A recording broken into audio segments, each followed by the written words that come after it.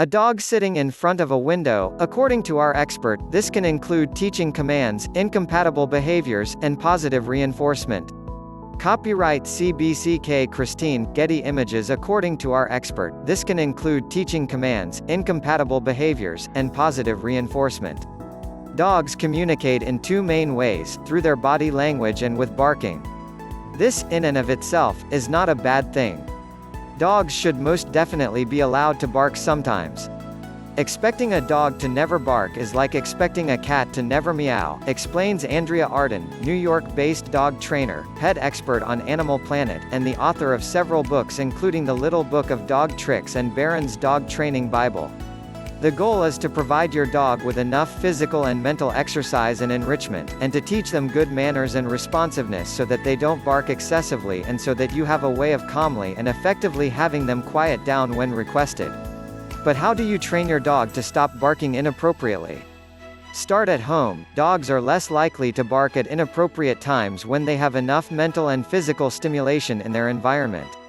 Your dog should also be properly socialized, Arden says, which means introducing him to normal daily environments and teaching him how to behave. Can your dog stay and sit next to you when he sees a squirrel? Does your dog keep calm around strangers when you go on a walk at the park?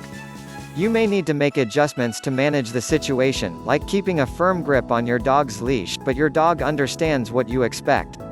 First, recognize that your dog gets some kind of reward when he barks. Otherwise, he wouldn't do it.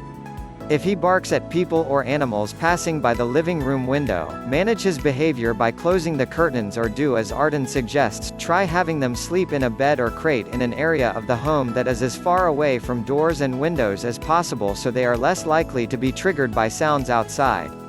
If he barks at passers-by when he's in the yard, bring him into the house. And, of course, never leave your dog outside unsupervised all day and night. Related, dog zoomies, what are they, and why do they happen? When your dog does bark, ignore it.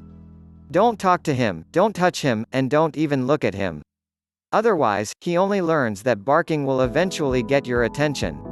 When he finally quiets down, reward him with a treat. To be successful with this method, especially in crate training, you must wait as long as it takes for him to stop barking. As he catches on that being quiet earns him a treat, lengthen the amount of time he must remain quiet before being rewarded. There are also a few commands that can be taught quiet, which can be trained in reverse of the command to speak, or go to your place, which instructs your dog to go to his floor mat when he starts barking. This kind of incompatible behavior inhibits your dog from barking, and should be first practiced in a calm environment with no distractions. Ultimately, this is all part of your dog's training process. Fido should understand your cues and know your expectations of him when you're out together in public, host visitors at home, or when it's time to settle down for the night. Essentially, it is about developing a relationship with your dog so they are happy to comply with your requests, Arden says. In the case of barking, the request would be for a behavior that refocuses them on you and stops the barking.